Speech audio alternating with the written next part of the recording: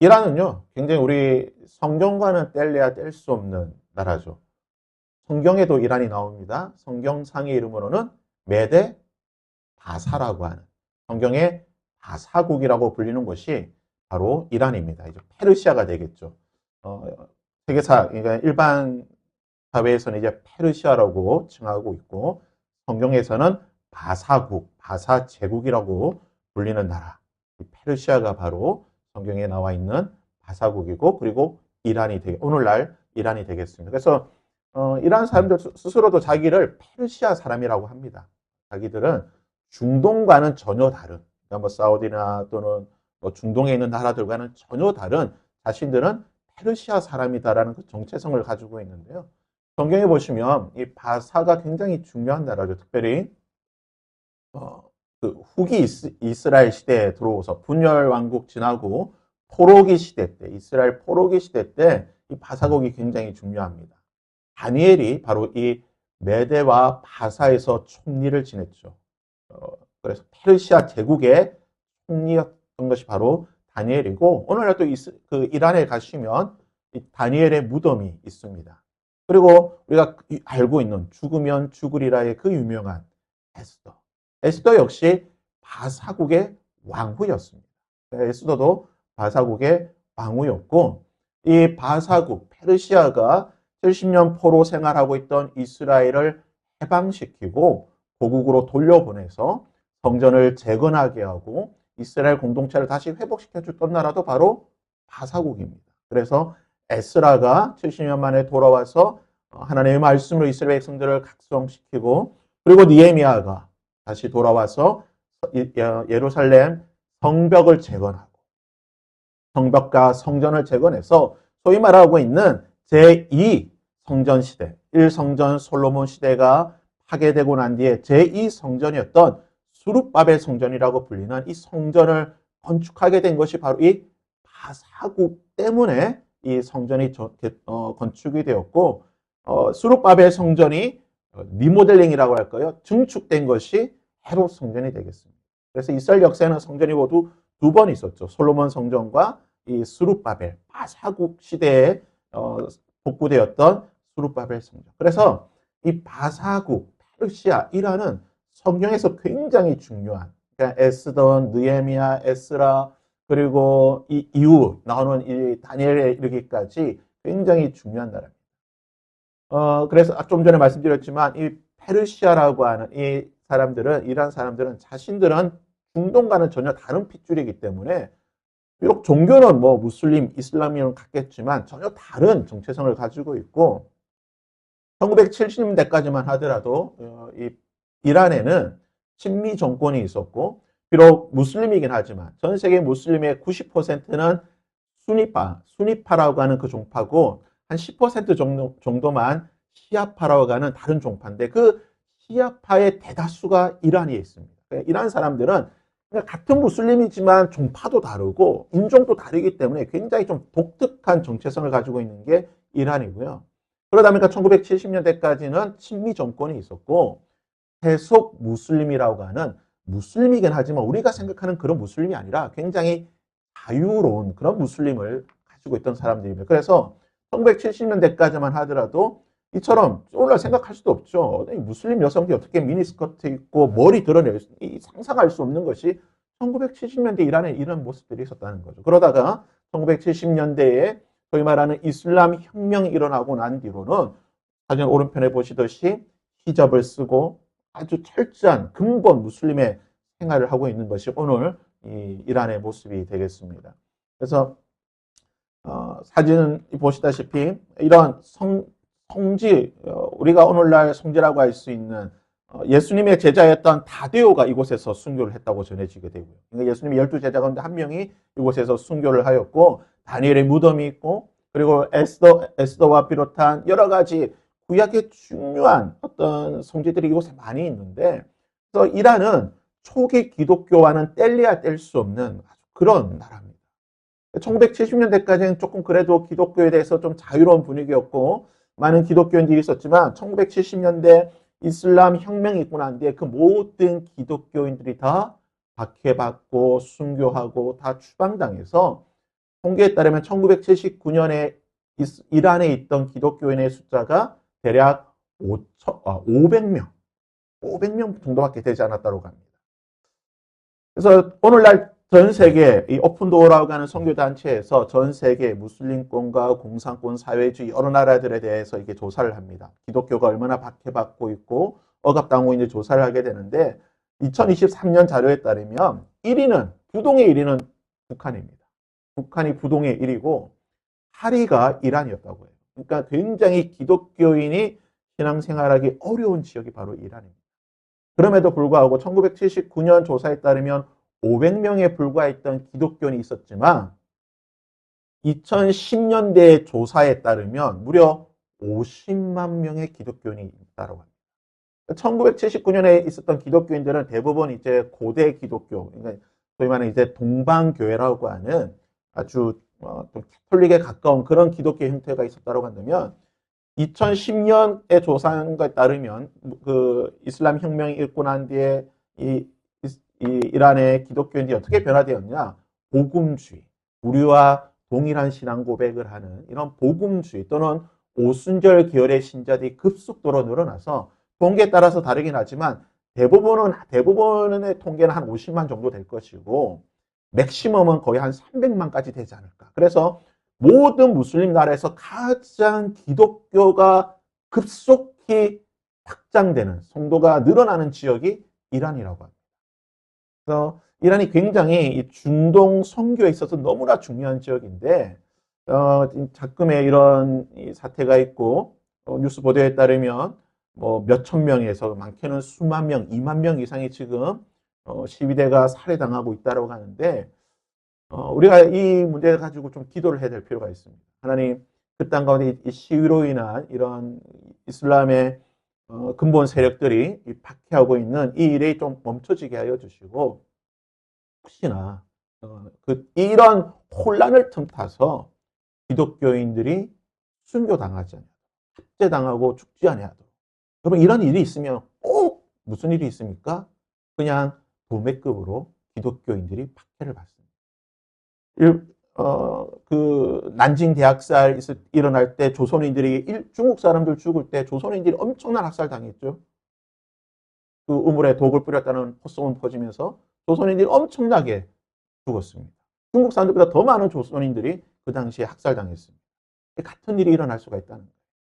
이런 반정부 시위에 이 이슬람 정권이 이때가 기회다 싶어가지고 기독교인들을 탄압하고 박해할 수도 있다는 거죠. 그래서 우리가 이 일을 위해서도 기도할 필요가 있는 것이고 한 가지 더 기도할 것은 하나님 이 일을 통해서 이 이란이 다시 예전처럼 좀 자유로운 계속 무슬림 국가가 정권이 세워져서 복음의 역사가 좀 자유로울 수 있는 은혜가 있게 하여 주시고 이 계기를 통해서 중동의 문들이 열릴 수 있는 그러한 계기가 되게 하여 주옵소서. 여러분 이제 오늘 이곳에서 기도뿐만 아니라 이제 뭐 잠시 뒤에 말씀도 전하긴 하겠지만 우리의 기도의 자리가 이곳이 아니라 우리의 삶의 자리가 되어야 될 줄 믿습니다. 그래서 여러분 뉴스를 보실 때 혹시나 이런 지금 이란에 관련된 뉴스가 나오고 이런 뉴스를 들으시면 그 시간에 좀 기도를 하세요. 하나님 지금 이란 좀 살려주십시오. 그 시간에 좀 같이 기도할 수 있고 이 자리뿐만 아니라 우리의 삶의 자리에서 기도의 골방이 아닌 우리의 삶의 자리에서 기도할 수 있는 그런 시간이 됐으면 좋겠습니다. 잠시 말씀을 좀 볼 텐데요. 예수님께서는 여러 말들을 다니셨습니다. 예수님이 여러 말을 다니실 때에 많은 사람들이 예수님과 함께 하게 되죠. 예수님이 병자를 고치시고 귀신을 쫓아내시고 여러 기적을 보여주시는 것에 대해서 소문이 났기 때문에 예수님이 이 마을 저 마을 다니실 때마다 점점 사람의 숫자가 불어나는 겁니다. 1,000명이었다가 5,000명이 되고 10,000명이 되고 점점점 많은 숫자가 늘어나게 되는 거죠. 이 당시에는 도보로 걸어야 되니까 쉽게 이동할 수 있는 게 아니잖아요. 여러분 한번 상상해 보십시오. 2만 명, 3만 명, 수천 명의 사람이 예수님을 따라서 이 마을 저 마을 다니는 그 모습을 생각해 보십시오. 이때 예수님을 이 수많은 사람들이 다닐 때에 예수님이 이들을 바라볼 때 성경은 뭐라고 표현하고 있냐면 이들이 목자 없는 양처럼 방황하고 있다. 예수님이 이들을 바라볼 때에 긍휼의 마음이 있었는데 그 긍휼의 마음은 물론 그들이 정말 참된 하나님의 나라의 복음을 듣지 못해서 영적인 어두운 가운데 있는 것도 있었지만 그들이 질병과 가난과 굶주림으로 특별히 예수님을 쫓아다니면서 며칠을 쫓아다니니까 처음 가지고 왔던 준비했던 음식들, 도시락들이 점점 떨어지다 보니 3일 지나고 일주일 지나고 열흘이 지나면서 그들 가운데 점점 굶주림이 있었다는 겁니다. 시간이 오래될수록 그들 가운데 굶주림이 있는 것을 보시고 예수님께서 그들을 바라보실 때에 불쌍히 여기시게 됩니다. 그리고 예수님께서 말씀하시기를 제자들에게 무엇으로 말씀하십니까? 저 굶주리고 있는 자들을 보고 있는 나와 함께 이렇게 오랫동안 며칠을 다니면서 굶주리고 있는 이들을 보고 있는 너희들이 이들에게 먹을 것을 주라고 말씀하십니다. 제자들이 뭐라고 말합니까? 예수님, 우리에게 돈이 없습니다. 우리에게 이 사람들 먹일 수 있는 돈이 없습니다. 라고 제자들이 말할 때 예수님께서 하시는 말씀이 너희들이 먹여라고 말씀하시는 거예요. 그러자 제자들이요, 무리들 사이를 돌아다니면서 무언가를 찾아내게 됩니다. 무엇을 찾아냅니까? 어린아이가 가지고 있던 보리떡 5개, 보리빵. 그 당시 일반인들이 먹고 있던 그냥 주식처럼 먹고 있던 그 빵 5개와 물고기 2마리, 염장에서 말린 그 물고기 2마리를 발견하게 되고 그것을 가져오게 되는 거예요. 예수님께서 그것을 받으시고 기도하시고 축사하시고 제자들에게 나누어 주시고 너희들이 나누어 주라고 했을 때에 제자들의 손에서 그것이 끊임없이 재생산되는 기적이 일어나서 소위 말하는 오병이어의 기적이 일어나게 되는 것입니다. 여러분, 이 기적의 특징이 무엇입니까? 제자들이 이 기적에 동참했다는 거예요. 그 전까지는 예수님께서 직접 고치셨어요. 병자들을 고치시고 예수님이 직접 기적을 행하셨는데 오병이어의 기적은 이 기적의 현장에 누구를 초청하셨습니까? 제자들을 초청하시고 제자들이 이 기적을 행하도록 하신 거예요. 예수님 손에서 오병이어를 받고 받은 것을 다니면서 그 무리들 다니면서 직접 기적을 행했던 것이 누굽니까? 제자들인 것입니다. 제자들은 놀라운 기적을 경험했습니다. 무슨 기적입니까? 자신들의 손에서 오병이어를 행하는 하나님의 나라가 그들 가운데 경험되어지는 하나님의 나라가 세워지는 이 놀라운 경험을 했던 것입니다. 이 기적의 출발점이 무엇입니까? 어린아이가 드렸던 오병이어입니다. 만일 이 아이, 성경에서는 아이라고 표현되어 있으나 우리가 이 작은 아이가 아니죠. 많은 주석가들은 아마 10대 초반에, 그러니까 성인식을 하기 그 어간에 아마 아이지 않았을까라고 추석을 하게 되는데요. 이 아이가 들고 있던 오병이어. 이 아이가 이것을 개인적으로 내가 배고프니까 이건 나만 먹어야지 하나님께 감사기도 하고 혼자만 먹었다라고 한다면 아마 그 하나님께 드렸던 그 감사의 기도를 하나님께서는 받으셨을 거예요. 그리고 이 아이는 혼자 배불렀을 것입니다. 하지만 이 아이가 손에 들고 있던 이 오병이어, 자신이 가지고 있던 오병이어를 나 혼자만 먹는 것이 아니라 제자들의 손에 들려주고 이것이 예수님 손에 들렸을 때에 행동했을 때에 이것이 하나님께서 놀라운 기적을 베푸시는 출발점이 되었다는 겁니다. 여러분, 기적의 출발점이 무엇이었습니까? 아이의 기도가 아니었다는 거예요. 아이가 기도하고 행동했을 때에 그 손을 움직여서 제자들 손에 그것을 쥐어주었을 때에 기적이 일어났다는 것입니다. 이 놀라운 기적의 출발점, 그리고 이 기적을 함께 경험한 제자들은요, 그날 저녁에 상상도 못할 일을 겪게 됩니다. 갑자기 예수님께서 제자들에게 이 무리들을 다 보내라고 하십니다. 그리고 제자들을 재촉하신 빨리 이들을 보내고 갈릴리 저쪽 건너편으로 너희들은 가라. 배를 타고 건너가라. 내가 그곳으로 갈 테니 너희들은 밤새 노를 저어서 건너가라고 예수님께서 말씀하십니다. 제자들이 예수님의 명령에 따라 갈릴리 호수에 배를 저어서 가고 예수님은 그 갈릴리 어느 산 한 곳으로 올라가 기도하셨습니다. 그럼 이 상황을 한번 상상해 보십시오. 제자들이 배를 저어서 가고 있는데요. 제자들의 마음이 어땠을까요? 이들은 이미 며칠 동안 예수님과 함께 했기 때문에 아마 상당히 피곤했을 것입니다. 피곤했지만 그 낮에 있었던 이 놀라운 기적들에 아마 그들의 마음은 들떠 있었을 거예요. 야, 우리가 이런 일을 했구나. 야, 내 손에서 자꾸 빵이 재생산되는 거, 물고기가 계속 나타나는 거 봤지? 너도 경험했지? 막 서로 간증하면서. 이 배안이 아마 시끌벅적가 어떻게 보면 간증의 현장이었을 겁니다. 그리고 배를 저으면서 가게 되는데 날이 어두워지고 갑자기 바람이 거세게 불게 됩니다. 파도가 출렁이고 높아지고 있습니다. 어부 출신이었던 베드로와 안드레와 요한이 심상치 않음을 느꼈을 거예요. 좀 이상하다? 이상하다라고 생각을 하게 되는데요. 성경에 이렇게 기록하고 있습니다. 배가 이미 육지에서 술이 났다. 이미 육지에서 멀리 떠났는데 바람이 거세게 불게 되자 바람을 거스름으로 물결로 말미암아 그들이 고난을 당했다라고 말합니다. 성경 표현이 참 재밌어요. 고생했다가 아닙니다. 힘들었다가 아니에요. 고난을 당했다라고 표현하고 있습니다. 이 고난을 당했다라고 하는 히브리 말이요. 고문한다는 뜻이에요. 로마 군인들이 연약하고 힘없는 또는 적군들을 괴롭히고 고문하는, 지독하게 고문하는 그 모습을 고난당한다는 표현을 쓰고 있습니다. 그러니까 제자들이 겪었던 고통이요. 엄청났다는 겁니다. 그러니까 단순히 힘들었던 게 고문당할 만큼 살 소망이 끊어질 만큼 죽을 만큼의 고난을 당하게 됩니다. 근데 불과 몇 시간 전에 그들이 무엇을 경험했습니까? 하나님의 기적을 경험했습니다.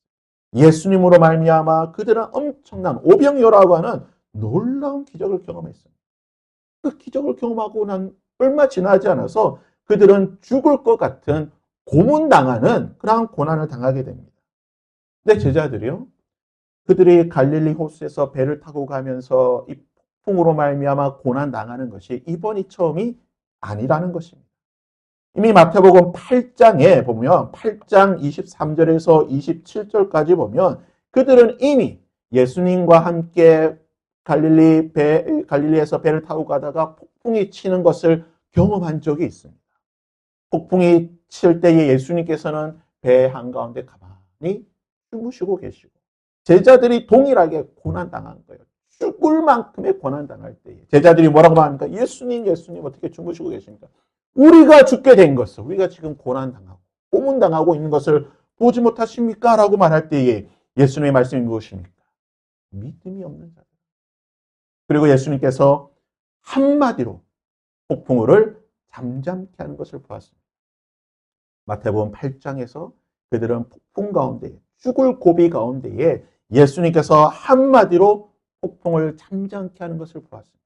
그리고 그날 낮에는 예수님께서 오병이의 기적을 행하시고 그들이 함께 그 기적의 현장에 동참도 하였습니다. 동일한 장소에 다시 그들이 풍랑의 고난을 당하고 있습니다. 여러분, 제자들이 그 고난 당할 때에 어땠을까요? 어떤 모습으로 그 고난을 당했다고 생각하십니까? 성경을 보면 그들이 열심히 노를 젓고 이 바다를 이 폭풍을 뚫고 가기 위해 노력했다라고 기록하고 있습니다. 단순히 노력만 했을까요? 그들이 아마 예수님을 찾지 않았을까요? 예수님께서 산에 올라가셨기 때문에 그들은 아마 죽을 힘을 다해 예수님을 찾았을 겁니다. 예수, 제발 좀 살려주십시오. 예수님, 예수님. 배에 계시진 않았지만 그 예수님 아마 죽을 만큼 부르며 찾고 있었을 것입니다. 그런데 놀라운 사실은요. 그들은 예수님을 찾는 기도는 하였지만 그 기도의 응답으로 예수님께서 나타나셨을 때에 그들이 보인 행동이 무엇입니까?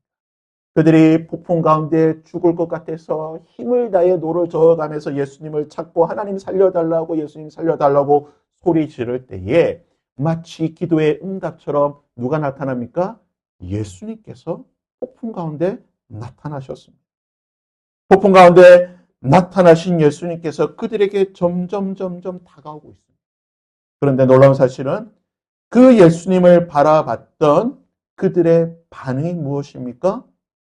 26절 말씀에 제자들이 그가 예수님께서 바다 위로 걸어오심을 보고 놀라 유령이라 하며 무서워하며 소리를 질렀다라고 말합니다. 여러분 놀랍지 않습니까? 제자들이 그 폭풍 가운데 살려달라고, 예수님 좀 살려달라고 그렇게 기도했는데, 그 기도의 응답으로 예수님께서 폭풍 가운데 바다 위로 걸어서 그들에게 오고 있는데, 제자들은 놀라 유령이라 하고 소리 지르며 무서워하고 있다. 기도는 하였습니다. 기도는 죽을 듯이 기도했습니다.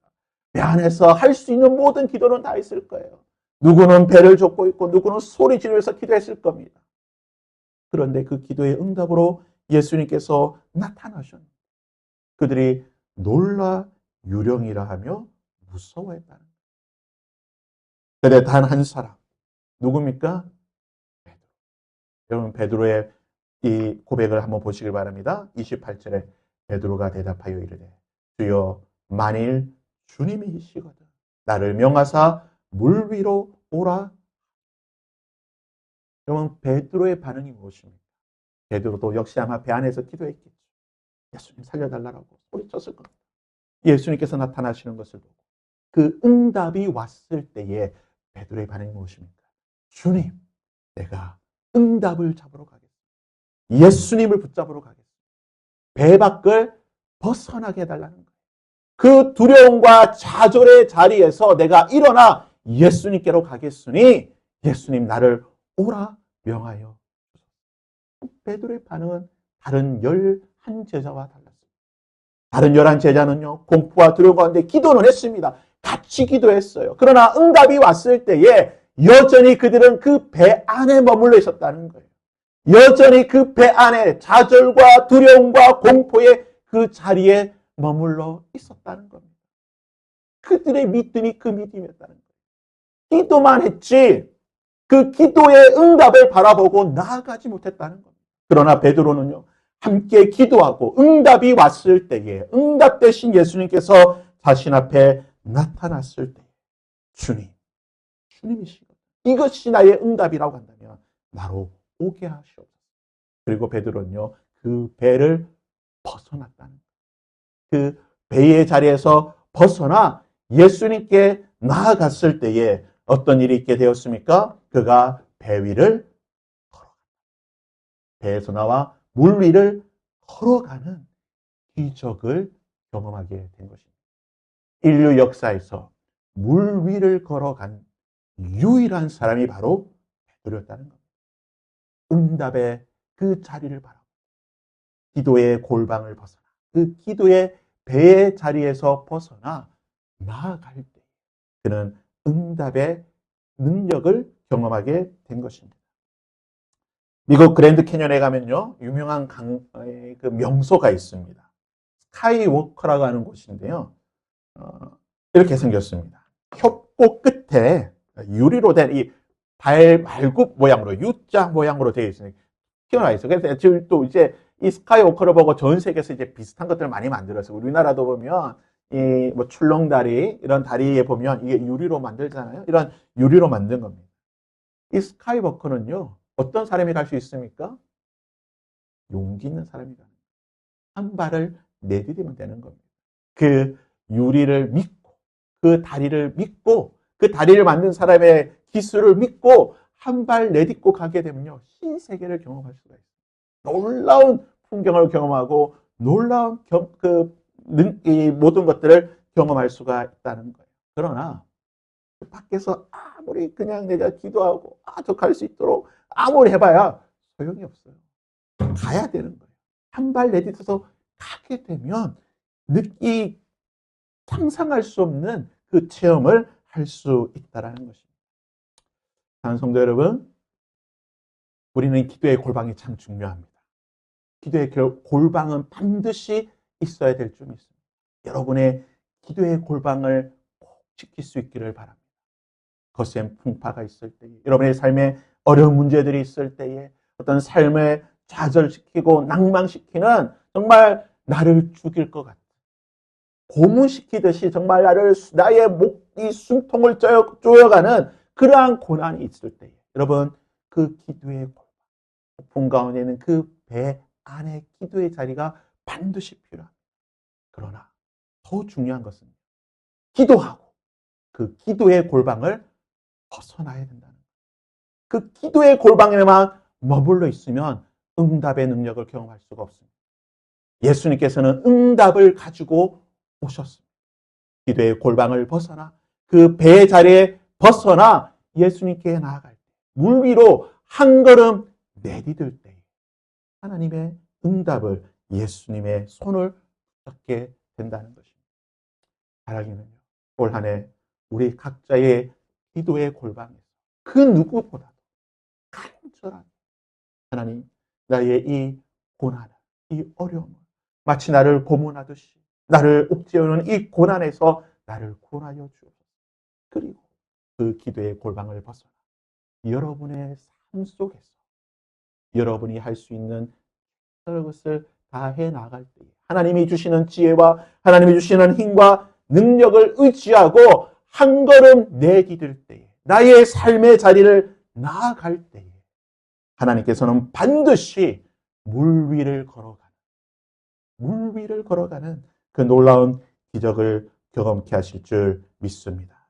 지금 우리 앞에 와 계신 응답을 가지고 폭풍 속에 와 계신 그 예수님을 바라보고 기도의 골방을 벗어나 한 걸음 나아갈 수 있는 저와 여러분이 될 수 있게 그래요. 그 응답을 붙잡고 응답을 여러분께로 가져올 수 있는 저와 여러분이 될 수 있기를 주님의 이름으로 부탁드립니다.